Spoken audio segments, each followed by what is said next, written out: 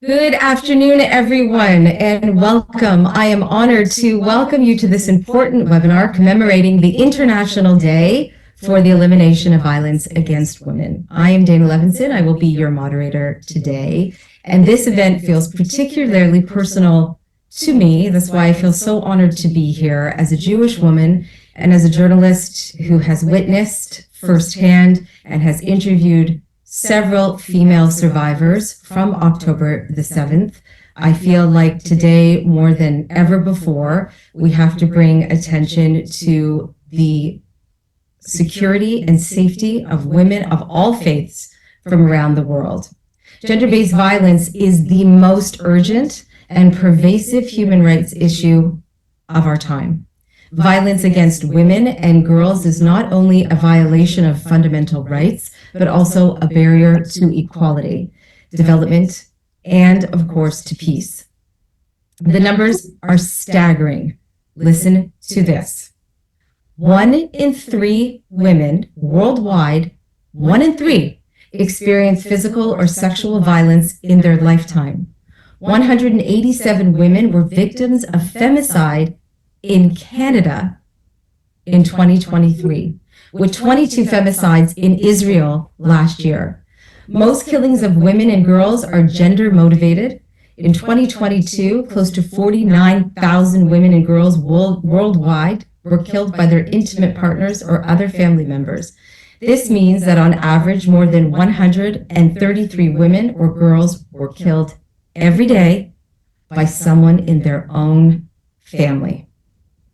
It's outstanding. It's unbelievable. Globally, a woman was killed every 10 minutes in 2023. These figures are more than just statistics. They represent lives forever altered by injustice. And our purpose here today is not only to acknowledge these realities, but to inspire action.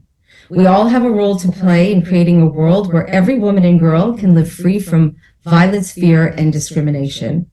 This webinar is a conversation between 2 experts, Jay Rosenzweig and Rolene Marks, whose voices are central to this cause. Their insight will guide us as this event will serve as both a call to action and a beacon of hope. Together, we can turn our shared vision of a safer, more equitable world into reality. Thank you all for being here and for your commitment to this critical issue. The program is hosted and planned by a coalition of 5 national and local Jewish women's organizations: Canadian Hadassah Witzo, National Council of Jewish Women of Canada and Toronto, Canadian Women Against Anti-Semitism, Na'amat Canada, and Momentum Canada. We have hundreds of viewers on the call today from Canada, from Israel, from Europe, and around the world, either watching live or they'll be watching the recorded webinar. So I'd like to get right into this and introduce our first guests, who are both incredible. Jay, I'm going to start with you. Jay Rosenzweig is a man with many hats. He is a trained lawyer, a talented strategist, an executive team builder, human rights champ, environmentalist, successful tech investor. I can go on and on and on. The CEO of Rosenzweig and Company, a leadership advisory firm, author of the highly acclaimed annual Rosenzweig Report on Women for the past 19 years, and board chair of the Raoul Wallenberg Center for Human Rights, dedicated to pursuing justice through the protection and promotion of basic human rights wherever they are threatened around the globe. He is a published author and contributor to several major global publications, including Time Magazine, Forbes, Globe and Mail, National Post, the New York Times, and the Jerusalem Post. I wasn't kidding. I could go on and on and on. Hi, Jay. Hi, Dana. Thank you so much. Good afternoon, everyone. It's really an honor to participate in this important discussion on such a critical and urgent topic. I've dedicated, as you've mentioned, much of my work to advancing equality and dignity and safety for women, both in times of peace and in the face of conflict. Violence against women, as you say, is a global crisis that transcends all borders. It's exacerbated in conflict zones where women and children are really disproportionately targeted through forced displacement and psychological trauma and sexual violence. In Ukraine, for example, under Putin's Russification program, women and children have been forcibly removed from their homes, enduring unimaginable abuse. In Sudan, we see the weaponization of sexual violence as a part of horrific genocide, with women and girls targeted in unimaginable ways by militias. In Haiti, armed gangs displace entire communities, and reports show systemic sexual violence against young girls. And as you say, Dana, here in North America, we're not immune to this crisis. Gender-based violence remains pervasive, particularly among Indigenous women and those living in poverty. And globally, October 7 stands out as a stark example of the atrocities women endure. As we know, during Hamas's brutal attacks, over 1,200 people were killed, 251 were kidnapped, and systemic acts of sexual violence, including rape and gang rape, were used as a weapon of terror.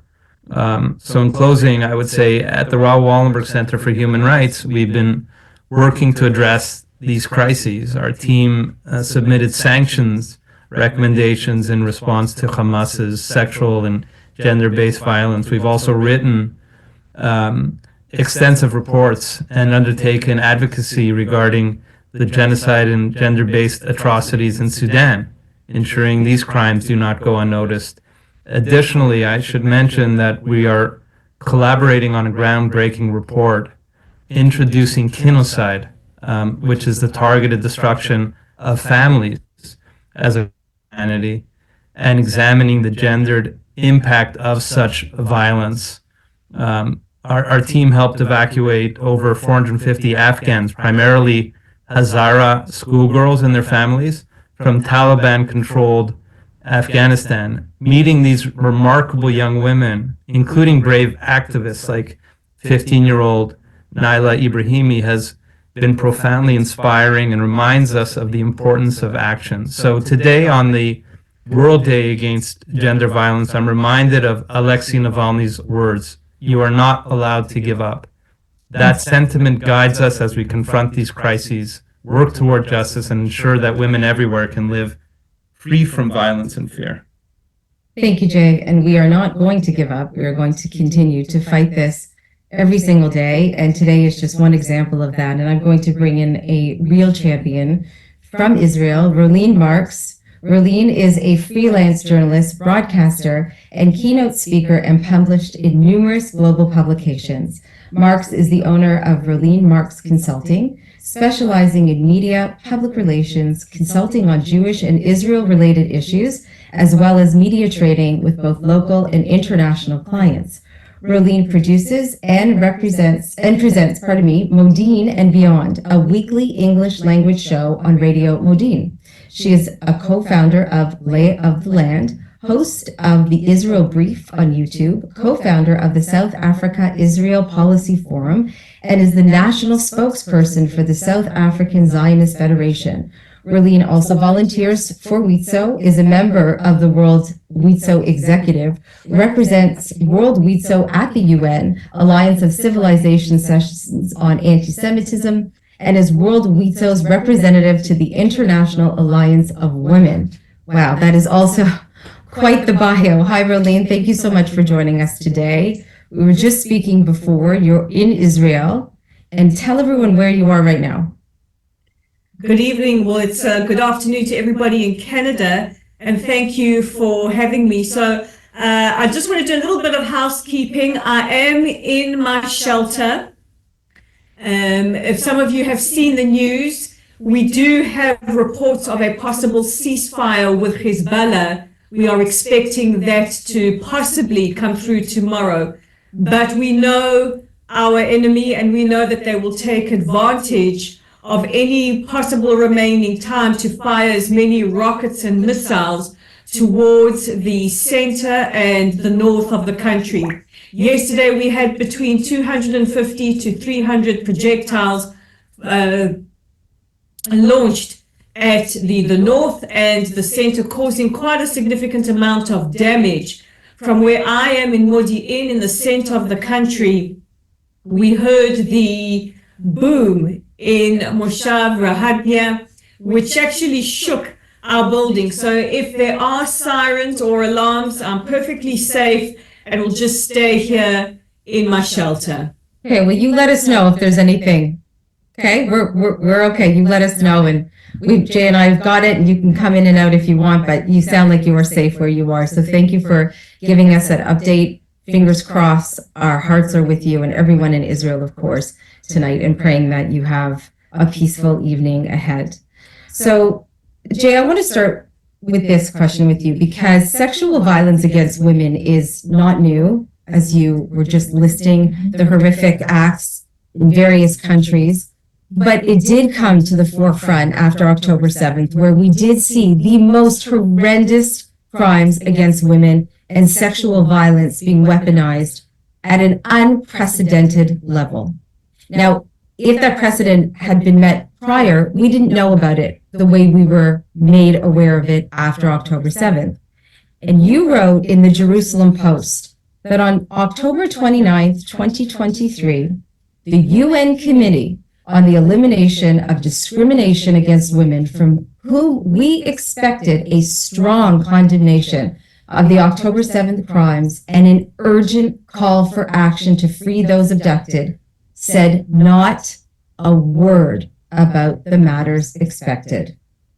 So where do you think the problem lies therein at the UN and how it has trickled down? So for one thing, I think part of the silence or downplaying of these horrific attacks relates to political polarization, unfortunately, and fear of backlash, which is extremely sad and pathetic, but I think it's certainly a reality. We need to recognize, as the community of nations, the dangers of silence and the dangers of downplaying these kind of atrocities. Sexual violence as a weapon of war, as you alluded to, is a deliberate strategy aimed at terrorizing victims, breaking communities, and asserting power. And that will reverberate well beyond October 7th if not dealt with severely. On October 7th, Hamas carried out systemic acts of sexual violence, including, as I say, rape and gang rape.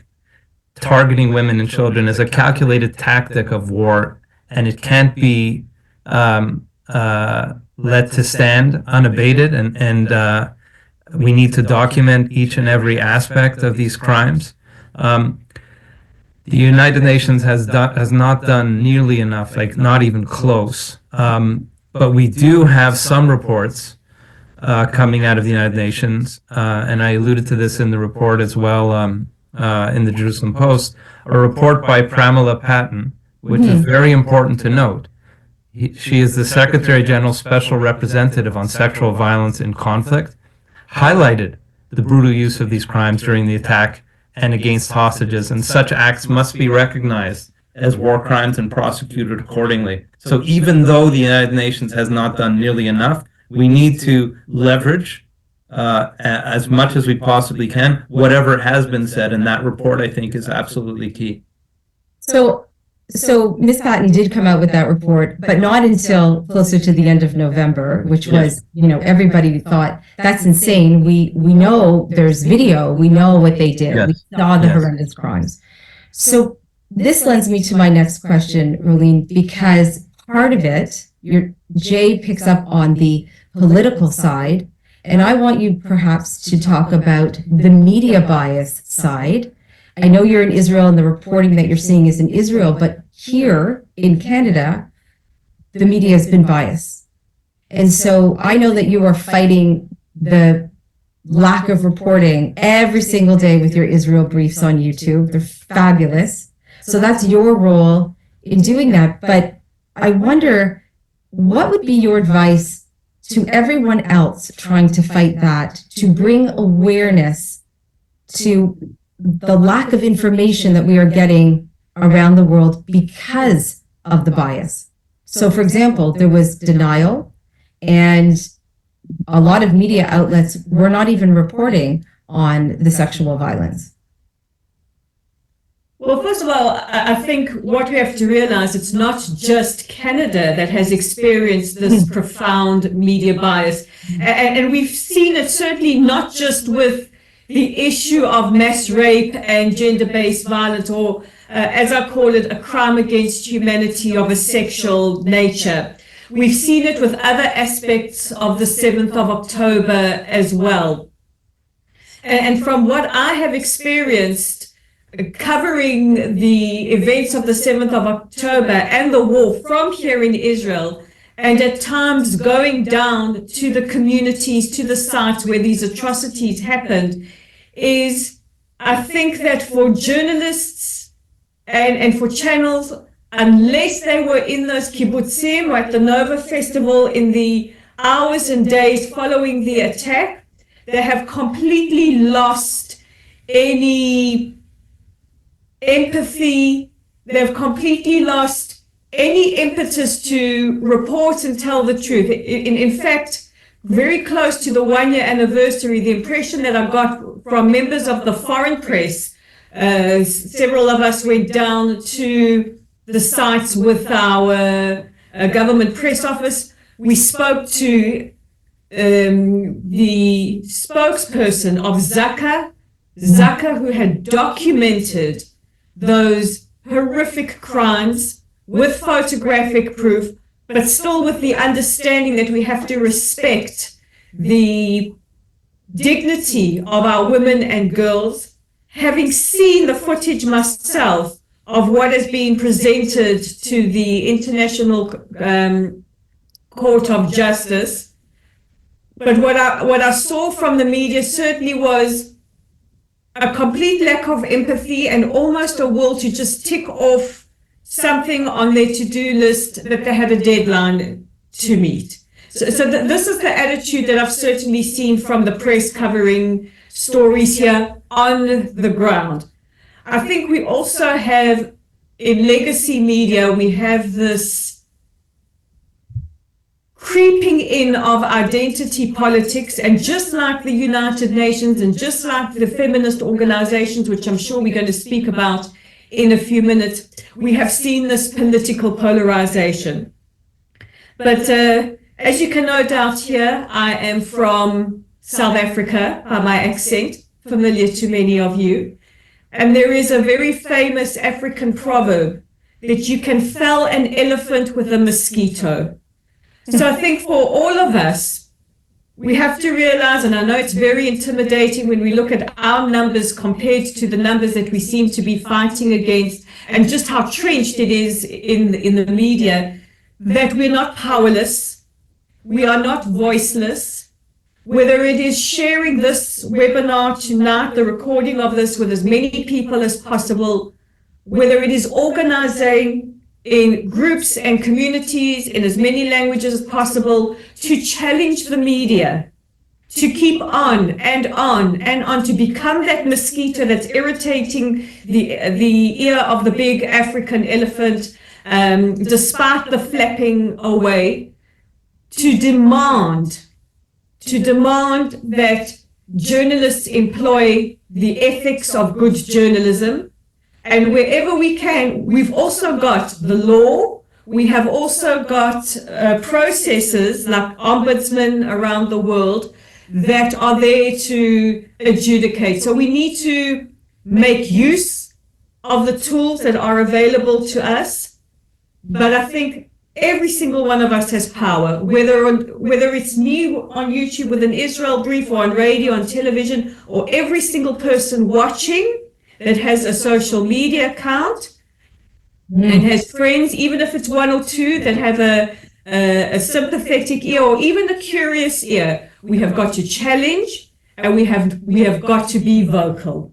You know, Rolene, you bring up an incredible point, and so many advocates have been saying this for a year, which is our voices collectively do make a difference, and that even if we say just a little, each one of us, it does make a difference. It will resonate somewhere, somehow, as we saw, as Jay and I were just discussing, about the report that finally came out. Even though it was 6 weeks later, it finally did come out at the UN. Now, that being said, we are hosted today by five women's organizations. And so collectively coming together is remarkable.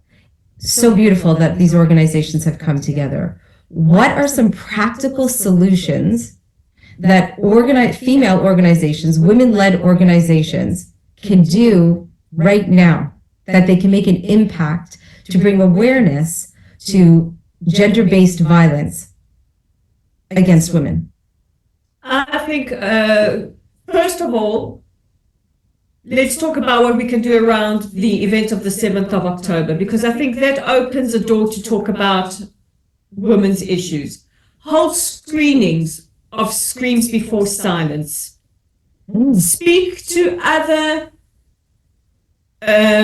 communities, minority communities. I heard you mention Indigenous communities. I know as somebody who has an affinity towards the Indigenous communities of Canada and the United States, how many of those women go missing and remain a mystery to the media. Join with these communities, join with allied communities to speak up for their women as well.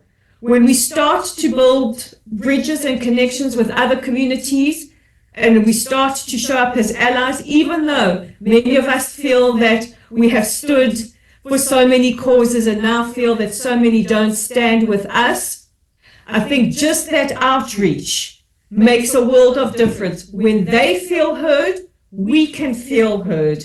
This is a borderless crime.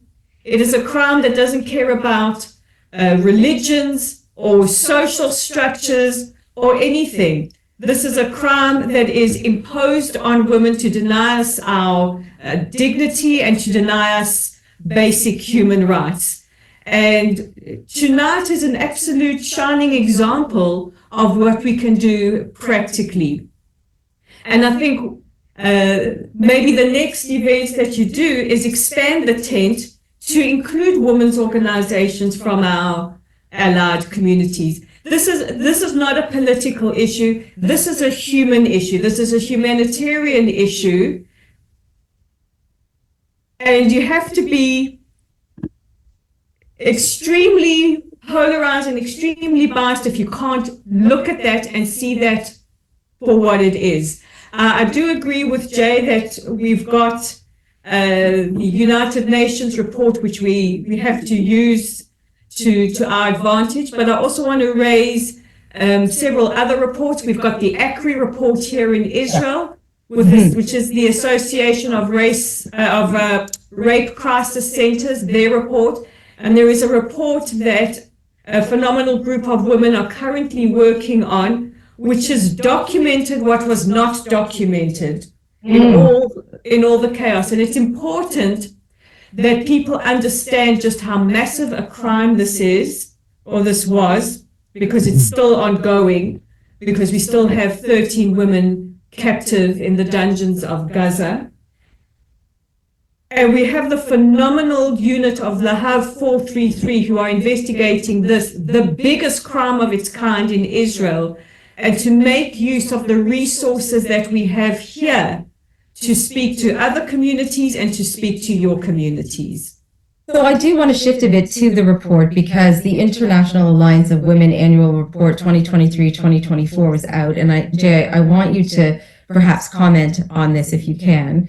It highlights a global advocacy effort promoting gender equality and human rights with access to education and healthcare. And of course, we know when girls are educated and they have access to healthcare, that ultimately their lives are much different. So it highlights collaborations with UN Women and UNESCO, over $1.2 million in funding, supporting 15 grassroots projects benefiting nearly 25,000 women. So awareness campaigns led to a 10% reduction in reported violence in focus regions, and new educational programs reached more than 8,000 girls. So that's very impressive.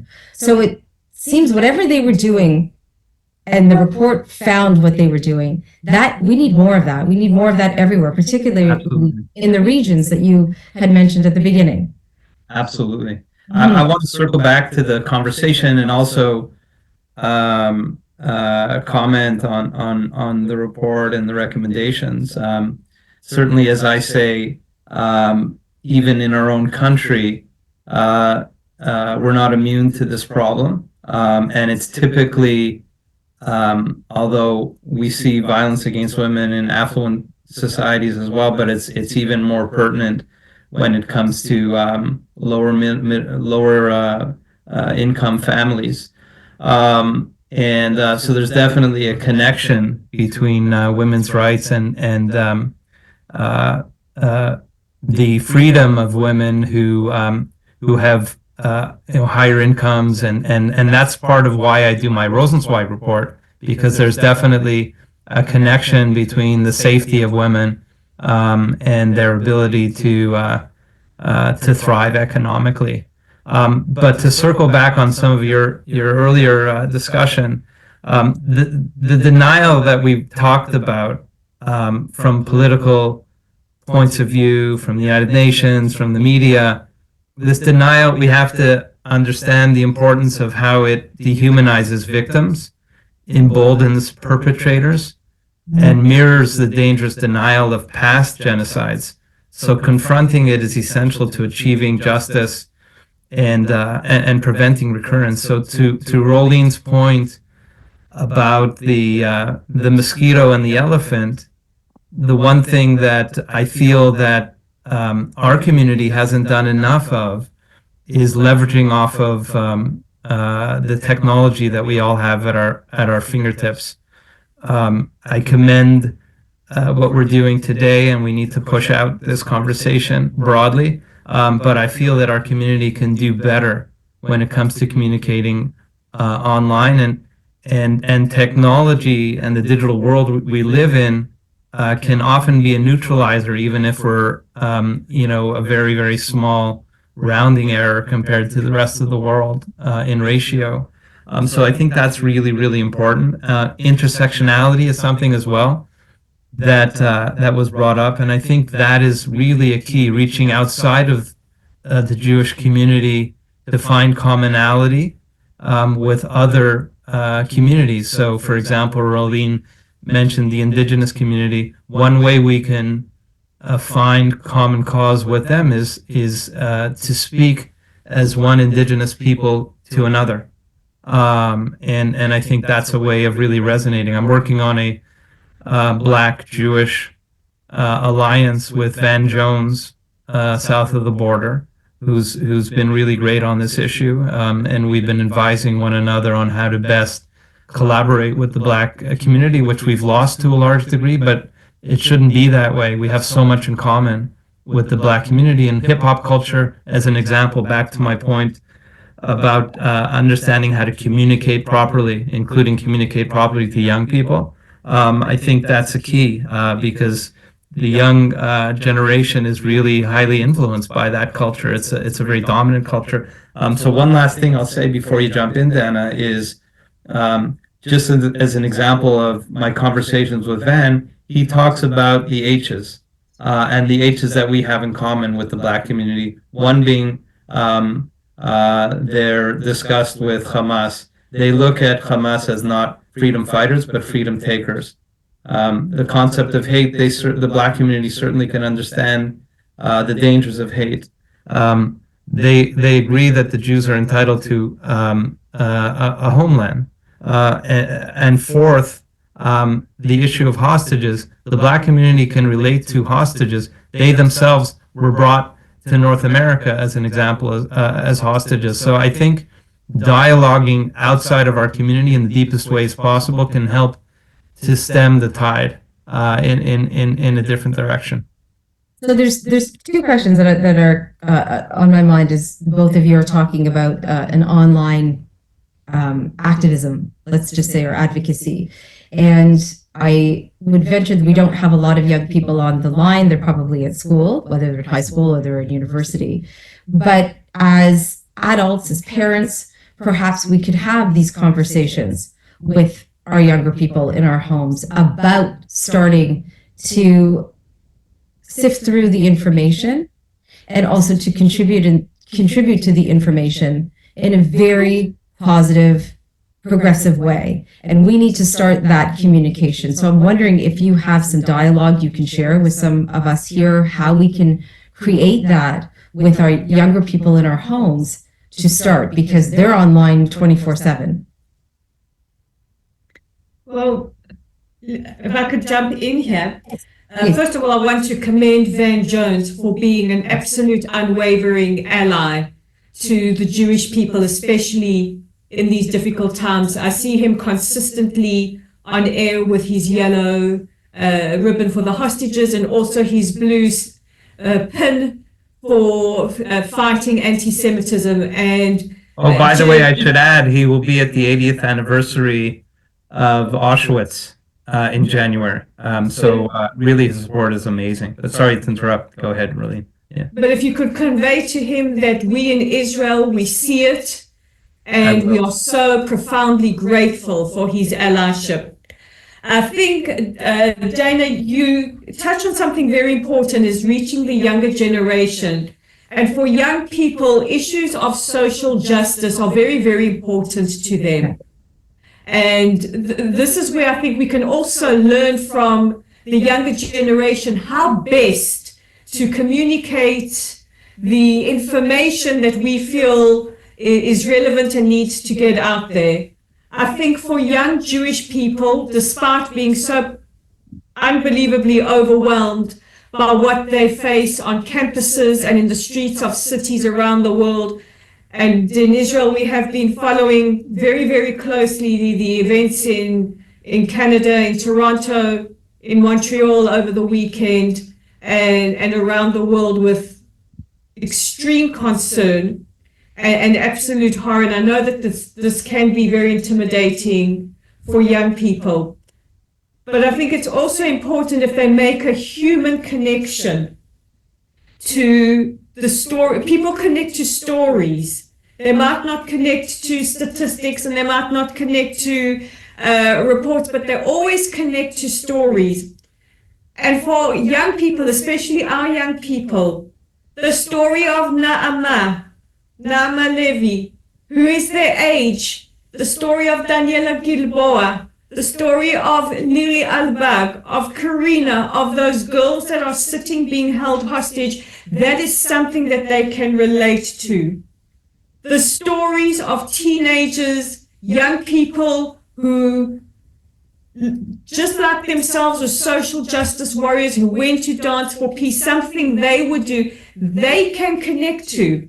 Maybe an idea would be to adopt a hostage or adopt a victim and make those stories very personal. And when you personalize and understand a story, it makes it easier to share with others. It also humanizes us as a people at a time where dehumanization is so pervasive around the world.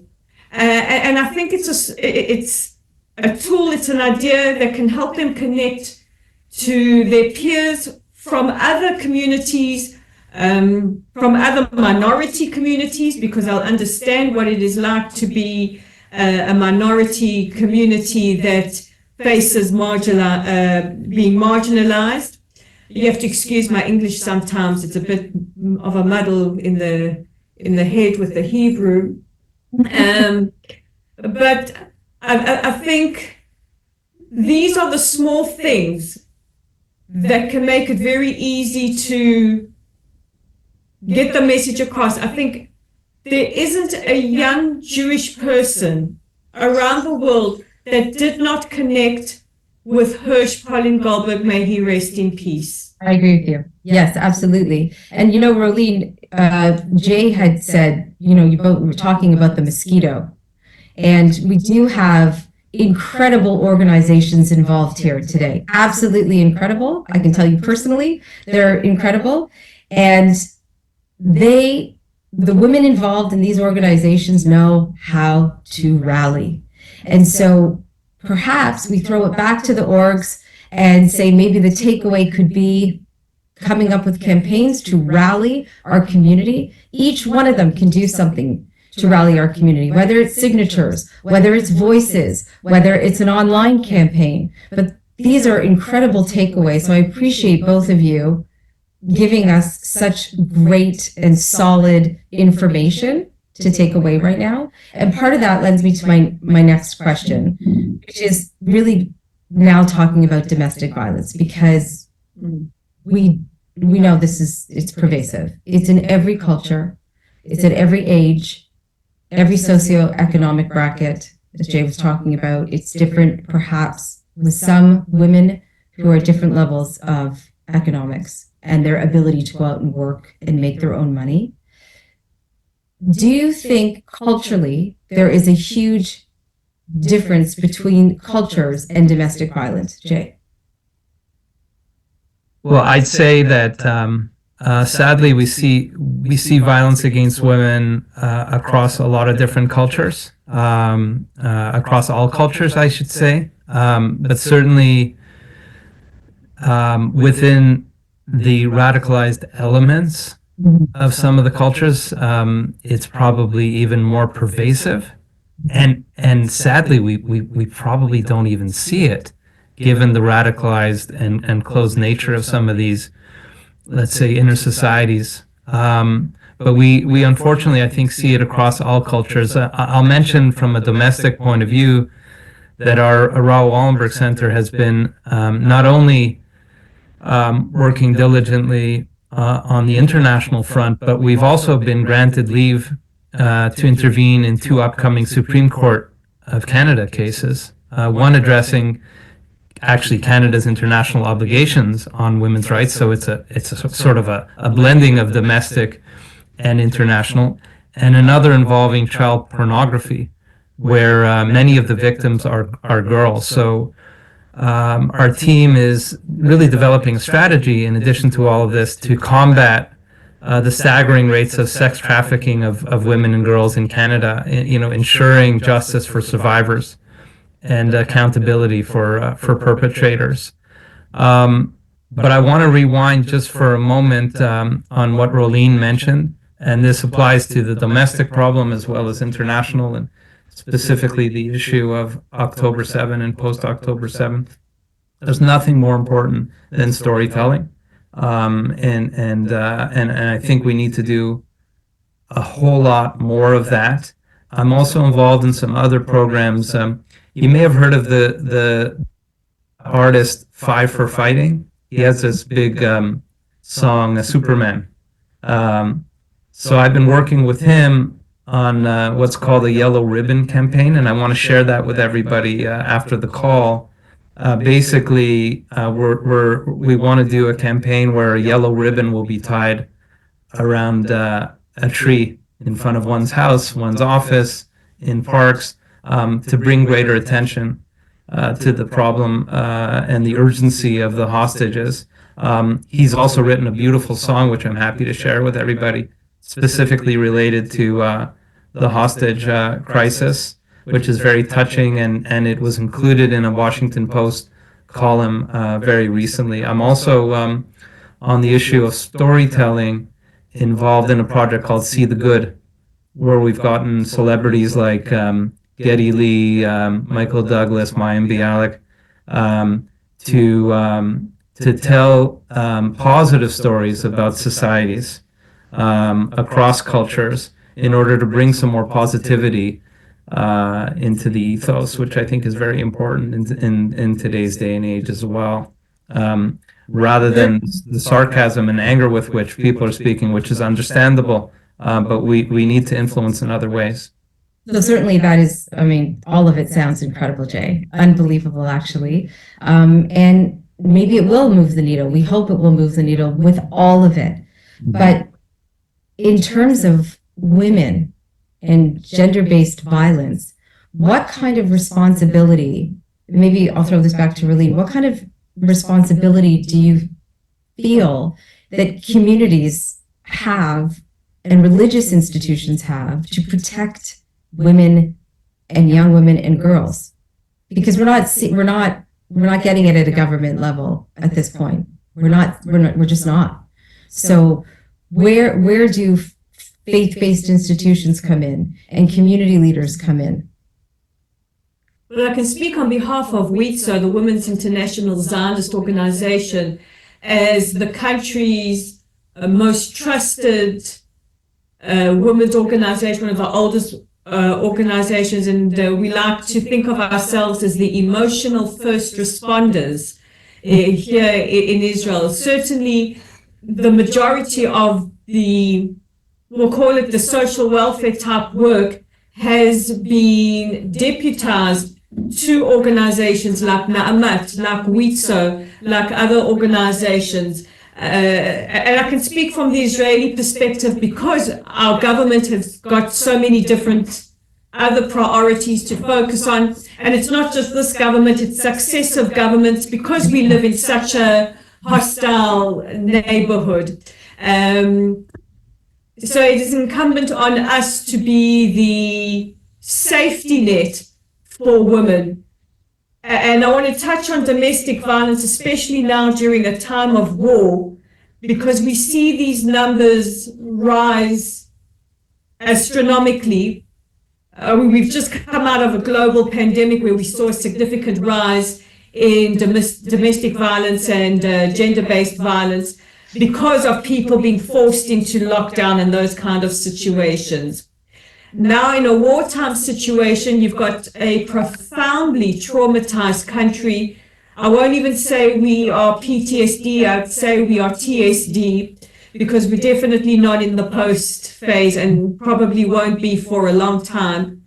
And when you've got this kind of trauma, very often in families in close quarters where there is no ability to blow off steam, that anxiety is taken out on their partners, their wives, the women, especially knowing what a lot of our men have had to witness either on the 7th of October or having to serve in the army or not serve and feel that sense of helplessness. So there is that to consider. But with regards to religious institutions, and here we've got such a prime example in Israel where we have so many different delicate scenarios that we have to navigate because of religion.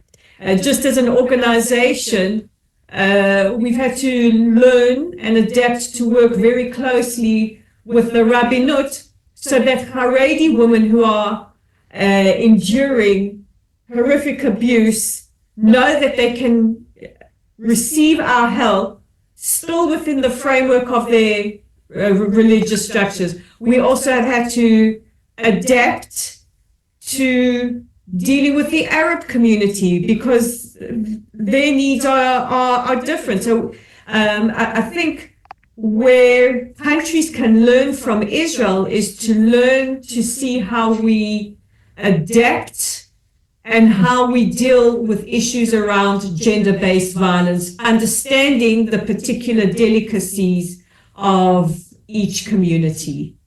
One thing I would, go ahead, Dana. No, please. I was just going to bring you in. Yeah, one thing I would say, I mean, the preface was about sadly governments not doing enough, but I think on the other hand, we can't give up on trying to influence governments, and part of it in democratic society is perhaps voting out governments that aren't doing enough. But governments must put gender-based violence at the forefront of their peace and humanitarian agenda. This includes targeted sanctions against perpetrators, international monitoring, survivor-centered aid such as medical care and trauma counseling, and accountability mechanisms to prosecute war crimes. So, advocacy organizations like ours and others have to push for these measures, ensuring that survivors' needs are prioritized and justice is pursued. How do we move, Jay, from violence against women as a women's issue and make it more of a community issue, that it affects everyone? It's not just the woman who is experiencing the violence or the sexual violence. It is a whole family. And then those children go out into the world. It affects schools. It affects communities. It affects your job, your workplace. How do we move from it being just a woman's issue to a community issue? That's a great point, and you sort of answered some of it in your own, as part of your own question. But the bottom line is human rights advocacy has to be universal. As Hillary Clinton once said, women's rights is human rights. And if we want to live in a free and safe and secure society, we need to ensure that every single individual in our society is well protected. Because once you have a vulnerable people, there's a threat to all. There's a threat to all for so many different reasons, including desperation coming from those who are repressed. So I hopefully have been a little bit of an example as a man fighting for women's rights, including through my annual women's report for the last 20 years. And I always see it as a human rights issue, and an issue that should be tackled by 100% of our population, not 50% of our population. And frankly, I was made fun of early days, like when I began this report in 2006, like, hey Jay, like, what do you care about this issue? You're a guy, like, why would you be focusing on this as your most important project? And I always said that this is a project which is societal in nature, and which needs to be looked at by all peoples at all levels, whether it's government, media, university levels, etc.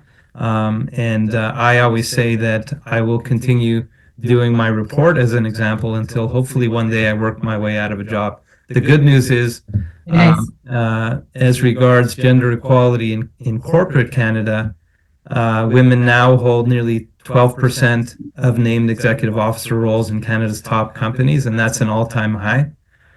And as I begin work on the 20th annual report, I remain committed to advancing equality, safety, and dignity for women and all peoples everywhere.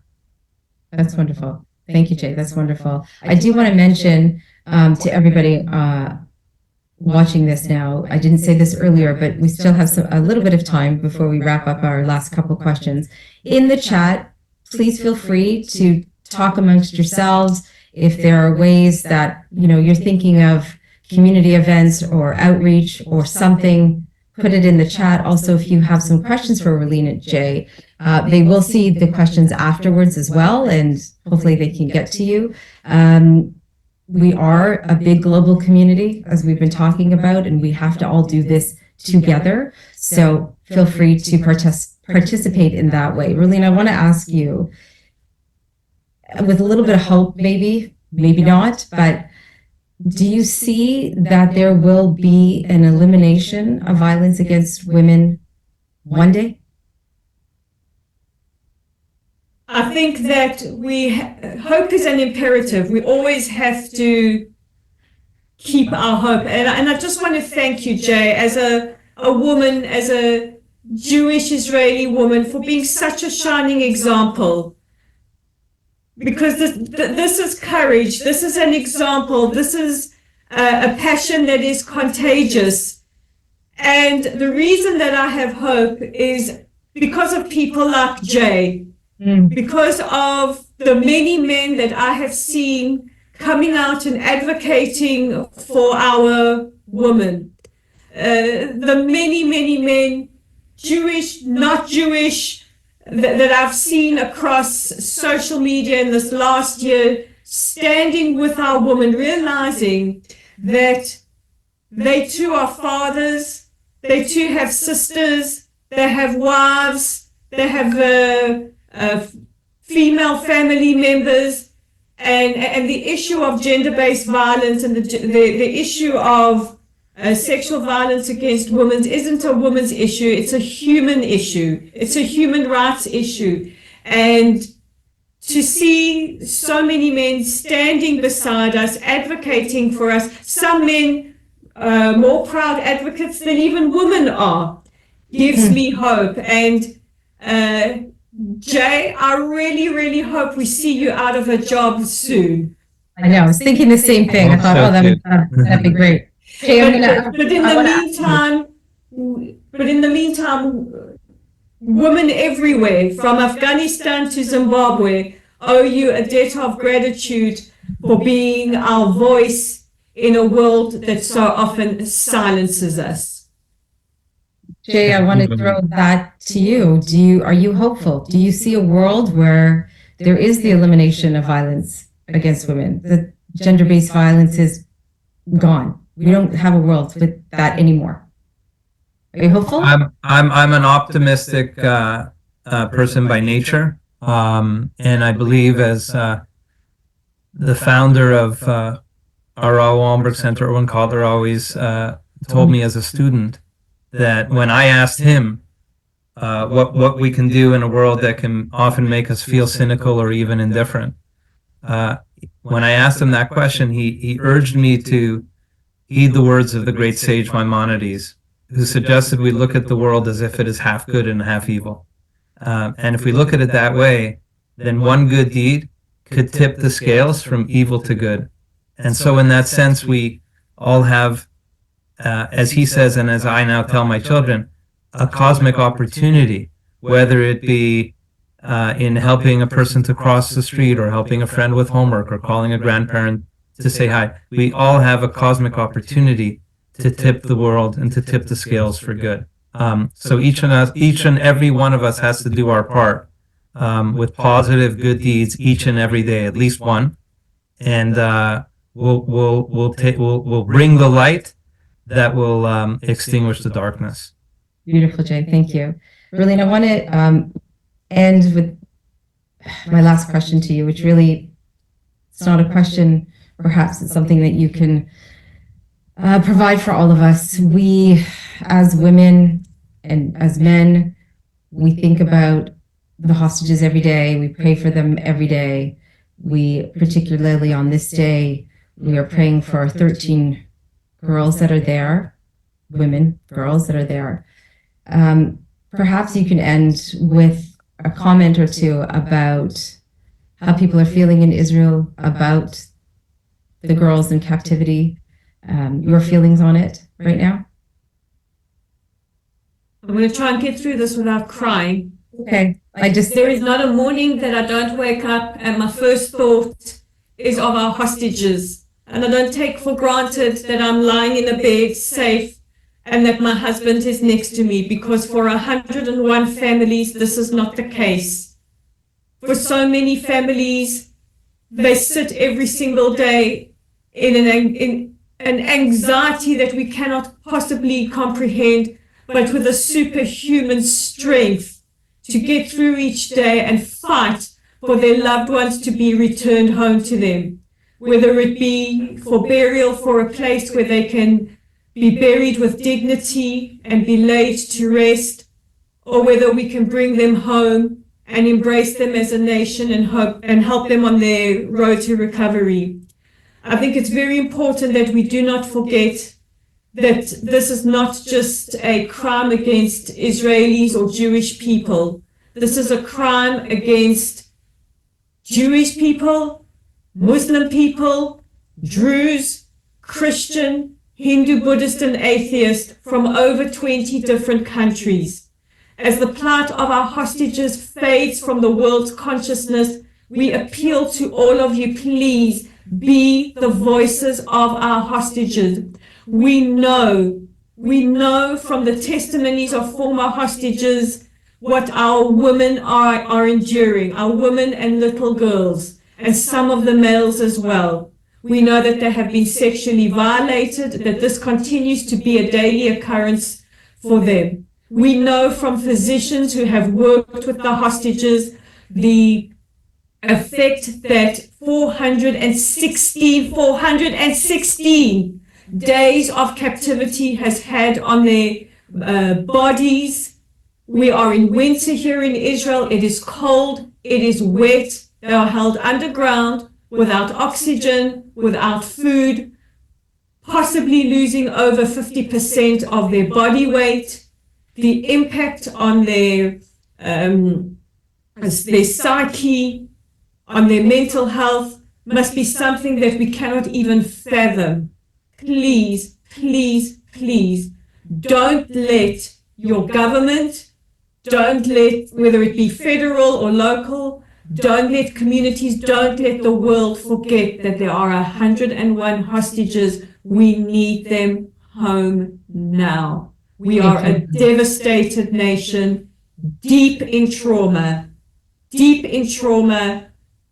and I think unless we get these hostages home, this will be a wound that will never, ever heal. Thank you, Rolene. Thank you so much. And of course, we're wishing you safety tonight as you're hunkering down still in your safe room. And as we come to a close of this webinar, I want to thank each one of you for your time and your commitment to this today. It is an urgent issue. Violence against women is an urgent issue. As Rolene was just speaking about, as Jay remarked so well in today's discussion, I hope was enlightening and inspiring for everybody. And it's reminding us of the gravity of this global issue for sure. And we've heard from voices that matter, Jay and Rolene, a huge thank you for sharing your thoughts today and your opinions and giving some solutions. I think that these are incredible takeaways for all of us today. The International Day for the Elimination of Violence Against Women is more than just a date on the calendar. It is a call to action for every one of us to commit to change, whether through advocacy, education, policy making, or simply by speaking up when we see injustice. And remember, every step we take, no matter how small, contributes to the greater goal of a world where women and girls live free from fear and harm. And as we leave here today, let's carry the lessons learned, the story shared, and the inspiration ignited into our communities and workplaces. Let's turn words into action. Finally, ensuring this conversation doesn't end here, but becomes a catalyst for real and lasting change. And of course, I want to thank the organizations, Canadian Hadassah Witso, National Council of Jewish Women of Canada, and Toronto, Canadian Women Against Anti-Semitism, Na'amat Canada, and Momentum Canada for organizing this program. Thank you again, everyone, for your participation, for your passion, for your unwavering commitment. Together, hopefully, we will bring our hostages and our girls home, and we will build a future with equality and dignity and safety for every woman and every girl. Thank you, Dana. And thank you, Thank Rolene. you, Dana. Thanks, Thank you, everyone. Jay. Thank you, everybody. Stay safe, Rolene. Stay safe.